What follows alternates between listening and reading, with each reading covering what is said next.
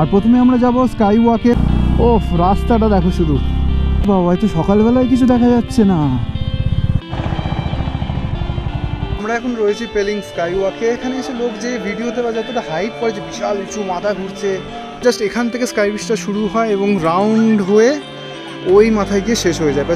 মন্দিরকে ব্যাকগ্রাউন্ডে রেখে এখানে এরকম নেচে কুদে রিল শ্যুট হচ্ছে। এগুলো ঠিক নয়, এগুলো একদম ঠিক নয় করা। সবাই এখানে এসে স্কাই ওয়াক দেখেই চলে যায়। আমার মনে হয় একটুখানি নিজের দিকে এসে এই ওল্ড বনশ্রীতে আসা উচিত। স্কাই ওয়াক দেখে এখন আমরা এগোচ্ছি রাবাংলা বুদ্ধ পার্কের দিকে।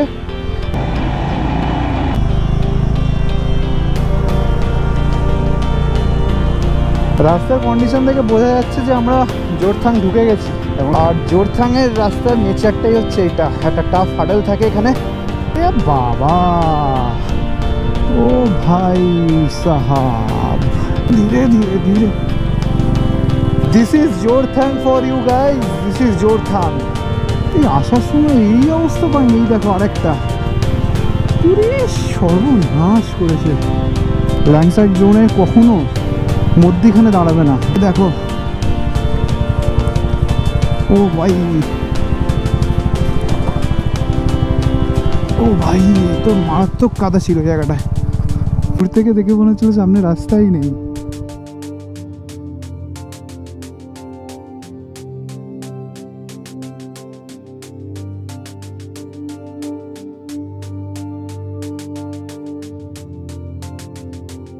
Very good morning and welcome back to the channel once again. I hope you guys are doing absolutely fine. তো আজকে 11th of October শুক্রবার, আর আজকে আমরা পেলিং থেকে, লোয়ার পেলিং থেকে বেরিয়ে যাব বোরংয়ের দিকে।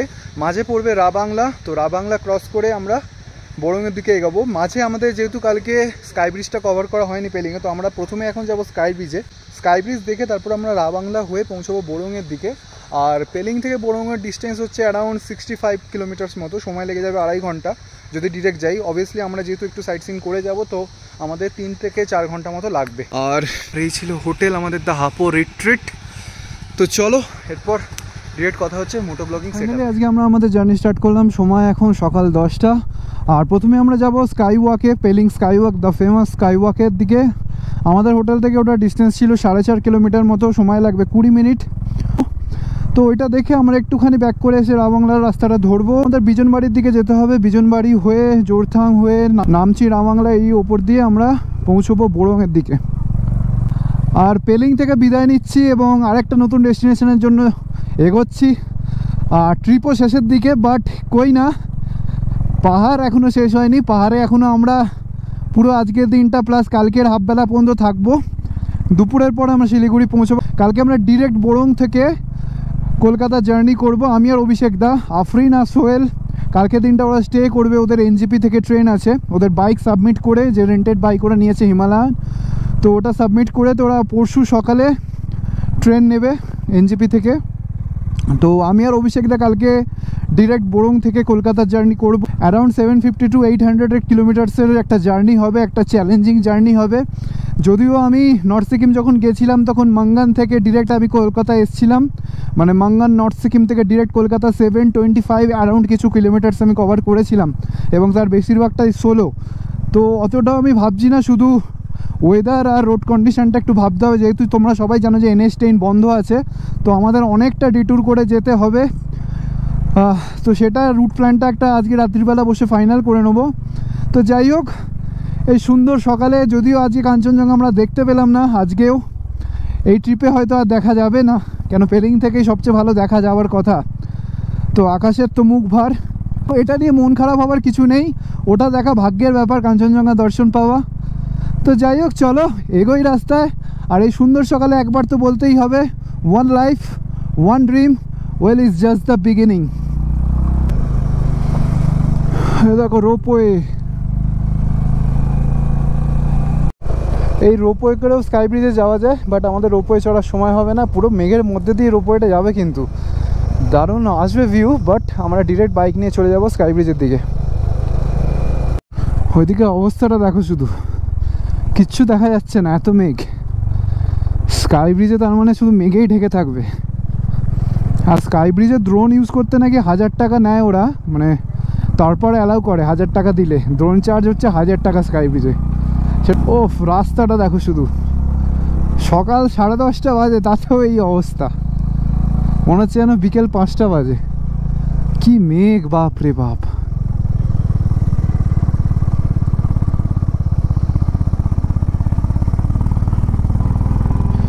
এসেই গেছি আর 700 মিটার।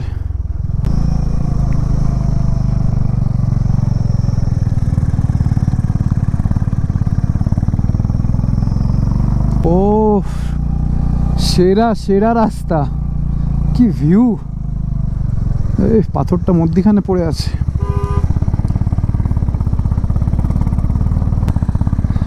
বেশ আপিল রয়েছে, তার সাথে টুরিস্ট গাড়িগুলো নামছে অনেকটা উঁচুতে, অনেকটা। ওই ভাই,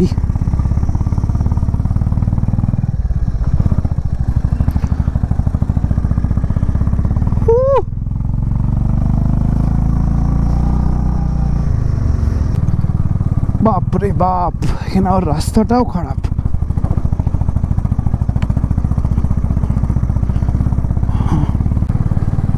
ভাই সাহাব, কি রাস্তা রে বাবা। এত সকালবেলায় কিছু দেখা যাচ্ছে না। ওরে বাপ রে,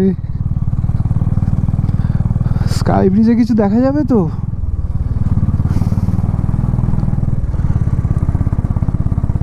ও আবার রে, তো পুরো ভুতুরে রাস্তা। পুলিশ সর্বনাশ করেছে। চলো এসে গেছি। এখানে তো প্রচুর ভিড়। এই সমস্যা, স্কাই ব্রিজে ম্যাক্সিমাম টুরিস্টরা আসে, প্রচুর লোকজন। ড্রোন শট নিয়ে লাভ নেই, যা মেঘ, কিছু দেখা যাবে না। বাপরে এত টুরিস্ট, গাড়ি দেখেছো? গাড়ি দেখে বোঝা যাচ্ছে কত লোক এসছে। আরো সকাল সকাল আসতে হতো।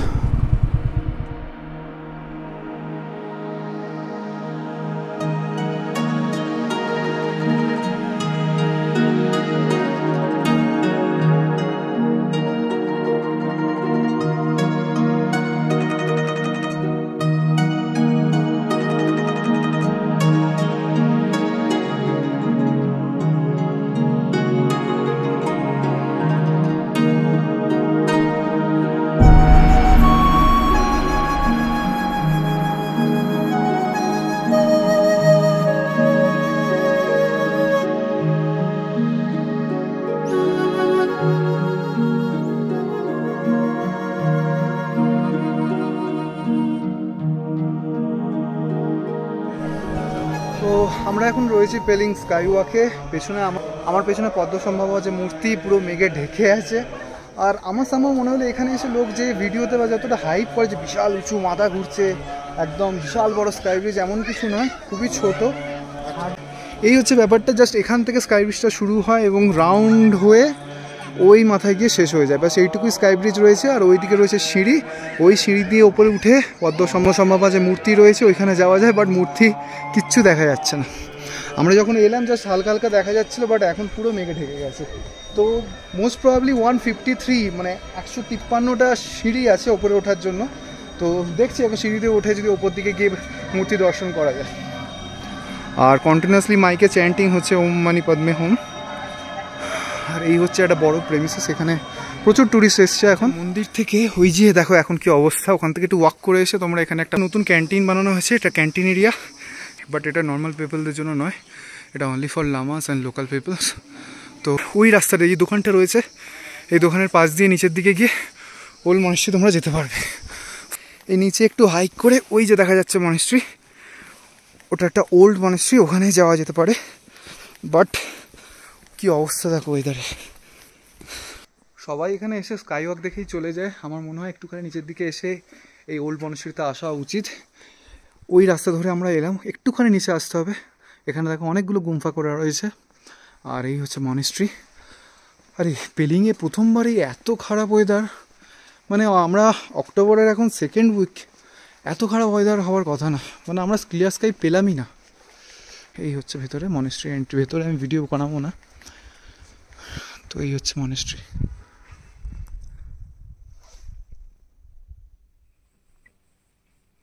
আমি ভাগ্যিস ড্রোন উড়ানোর কথা ভাবিই নি, কেন মনেই হচ্ছিল নিচ থেকে যে ওপরে যা মেঘ থাকবে কিচ্ছু দেখা যাবে না। অবস্থা দেখো, আমরা যখন এসেছিলাম তো মূর্তিটা আবছা বোঝা যাচ্ছিল, এখন জাস্ট কিচ্ছু দেখা যাচ্ছে না। দেখো একটা রিলিজিয়াস প্লেসে মন্দিরকে ব্যাকগ্রাউন্ডে রেখে এখানে এরকম নেচে কুদে রিল শ্যুট হচ্ছে, এগুলো ঠিক নয়, এগুলো একদম ঠিক নয় করা। ফটো তোলো, ভিডিও বানাও, ফ্যামিলি ফটো নাও, ঠিক আছে, বাট মনিস্ট্রি রয়েছে, লামারা রয়েছে, কন্টিনিউয়াসলি চ্যান্টিং হচ্ছে, তা সত্ত্বেও মূর্তিকে ব্যাকগ্রাউন্ডে রেখে এরকম রিল শ্যুট করার কোনো মানে হয় না। মানে পার হেড এন্ট্রি হচ্ছে 100 রুপিস, 100 টাকা করে টিকিট কেটে তোমাদের ভেতরে ঢুকতে হবে। স্কাই ওয়াক দেখে এখন আমরা এগোচ্ছি রাবাংলা বুদ্ধ পার্কের দিকে। রাবাংলা বুদ্ধ পার্ক এখান থেকে ডিস্টেন্স দেখাচ্ছে 41 কিলোমিটার্স, 2 ঘন্টা মতো আমাদের সময় লাগবে। আর ওপরের ভিউ তোমাদের কেমন লাগলো জানি সেভাবে দেখাতে পারলাম না। আকাশের যে অবস্থা, এত মেঘ করে রয়েছে, মেঘগুলো এত নিচে নেমে এসছে, আমরা তাও হালকা ভিউ পেয়েছি, যারা আমাদের পরে উঠেছে তারা একদমই দেখতে পায়নি। এটা তো যেরকম উঠতে হয়েছিল সেরকম এবার ডাউন, হিউজ।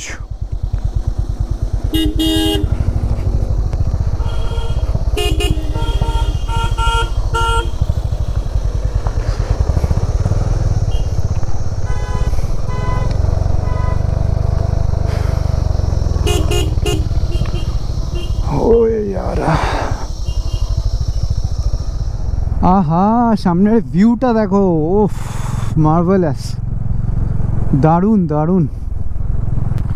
রাবাংলা পৌঁছতে এখনো 20 কিলোমিটার লাগবে, আর সময় লেগে যাবে 1 ঘন্টা। ও আবারে পাথর, কি পাথর, ওরে বাপরে, এটা তো ভেলকি দিয়ে দিচ্ছে।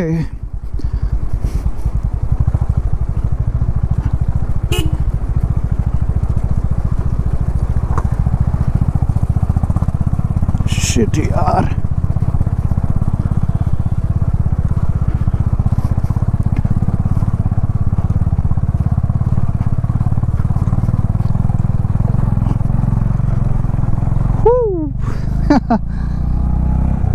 অনেকক্ষণ টার্ম্যাকের পরে যখন একটু মাঝে মাঝে একটু ছোট্ট ছোট্ট অফরোড প্যাচ আসে না, বেশ মজা লাগে, নাহলে মোনোটোনাস লাগে জার্নিটা। আবার টানা যখন অফরোড আসে তখন ভালো লাগে কখন টার্ম্যাক আসবে একটু। ও আরে ইয়ার,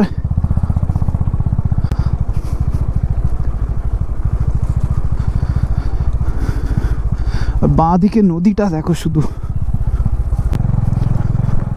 ও ভাই এ তো সেরা ব্যাপার। কোন রাস্তাটা নেব? অবভিয়াসলি এটাই নি। ও ভাই আফিল আছে,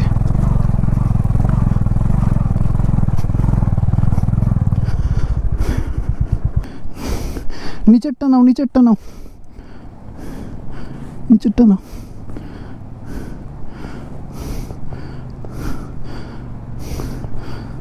বাস,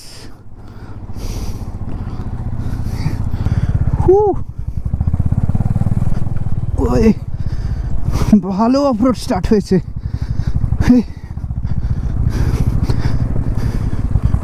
ওই ইয়ার,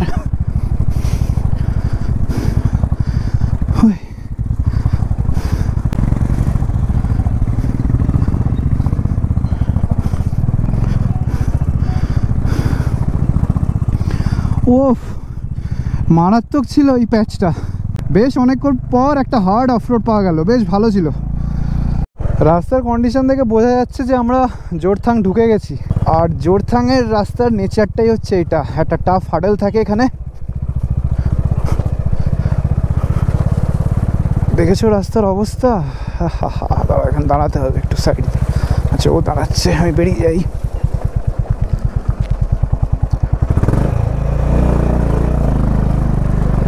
ও ভাই, ও ভাই, চলো টার্মাকের দেখা পাওয়া গেছে।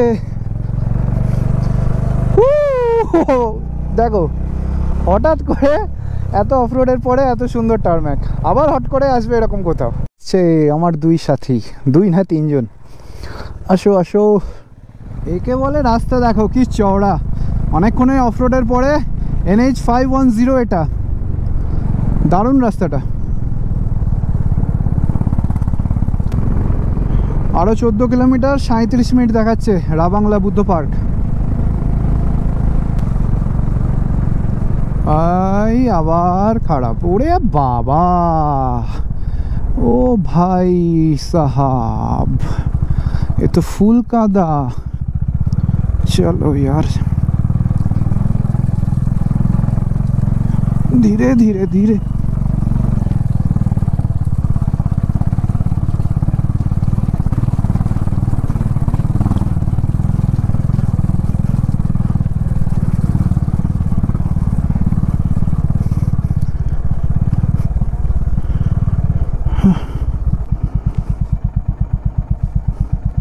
যখন এরকম উঠবে না ওই দিক থেকে, ওই দিকটা দেখতে পাচ্ছ না, হর্ন মেরে উঠবে, এদিক থেকে গাড়ি নামতে পারে।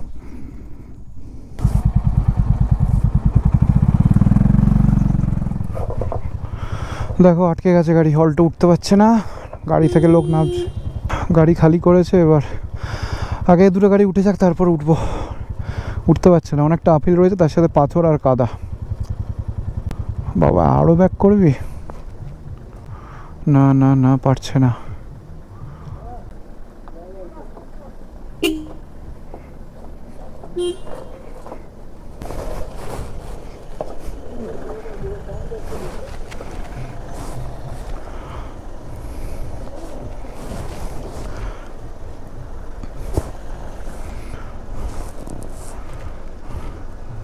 বেরিয়ে যাবো, আমরা বেরিয়ে যাই।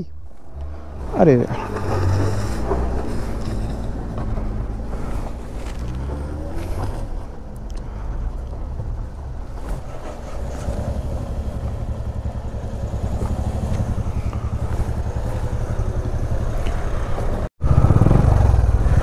চলো,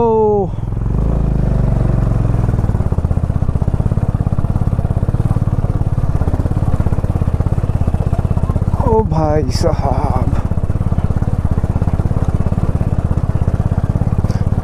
বাস এইটুকু এইটুকু উঠতে পারছো না?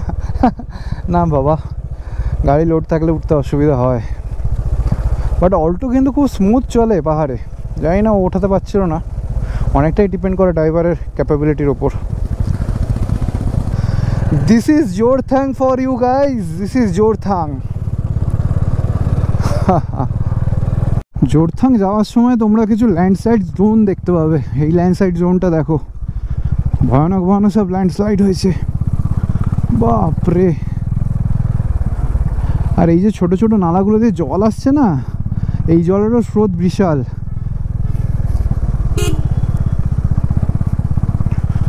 ওই ভাই, ও বাবা,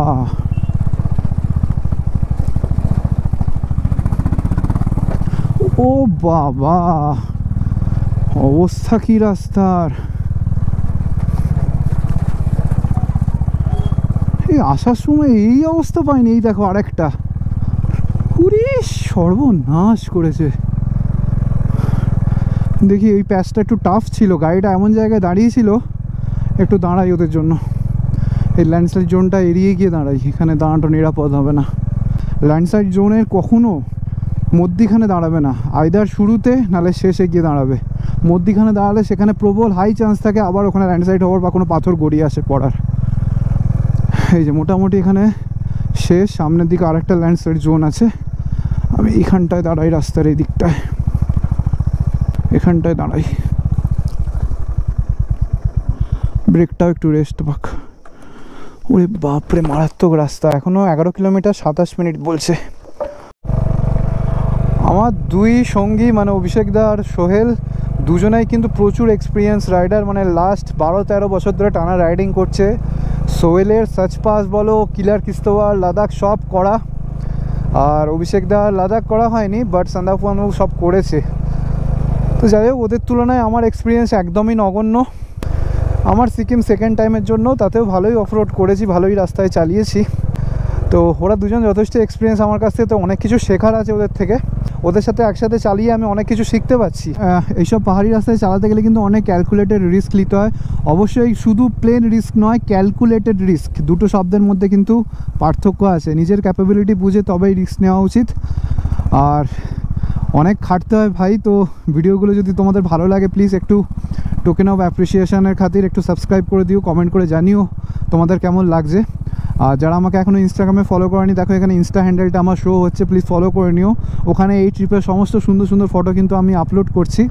তো এইটুকুই দরখাস্ত তোমাদের কাছে, তোমাদের এই একটা সাবস্ক্রিপশন বা একটা কমেন্ট আমাকে অনেকটা বেশি হৌসলা দেয় আরও শক্ত শক্ত টেরেনে বাইক চালানোর জন্য, আরও দূরে দূরে যাওয়ার জন্য। তো প্লিজ সাপোর্টটা রেখো। আবার একটা চড়াই,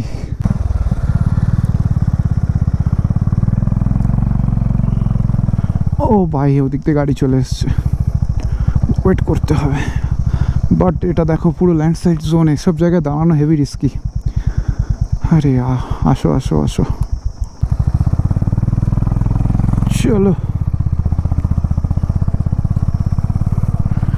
পুরো কাদা, মানে আমার হাইনেস কিন্তু পারফরমেন্স সেরা করছে। ভাঙা রিম, চাকায় তাপ্পি, 19,000 কিলোমিটার চলছে গাড়িতে, এখনও টায়ার চেঞ্জ হয়নি। এই দেখো, ও ভাই ও ভাই, এ তো মারাত্মক কাদা ছিল জায়গাটায়।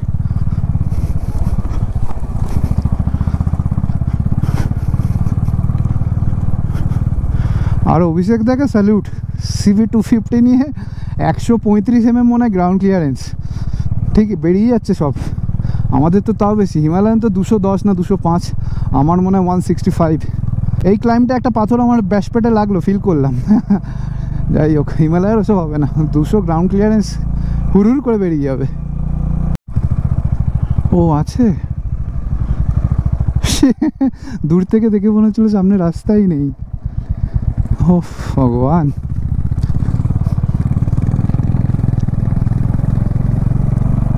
কি হালাত দেখো।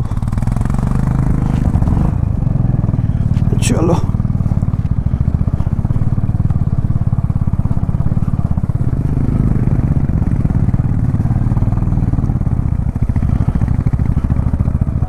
জোরথাংয়ের রাস্তা যে কতটা ভয়ঙ্কর তা এতদিন শুধু লোকের মুখে শুনেছিলাম, নিজেরা অভিজ্ঞতা করার পর বুঝতে পারলাম যে অফরোড কাকে বলে। সেই দিন বোরংয়ে তো আমরা ঠিক সময় মতোই পৌঁছে গেছিলাম, বাট বোরং পৌঁছানোর আগে বাকি রাস্তাটায় আমরা কী কী দেখলাম, কী কী এক্সপিরিয়েন্স করলাম, সেটা জানার জন্য কিন্তু তোমাদের ওয়েট করতে হবে পরের এপিসোডের জন্য।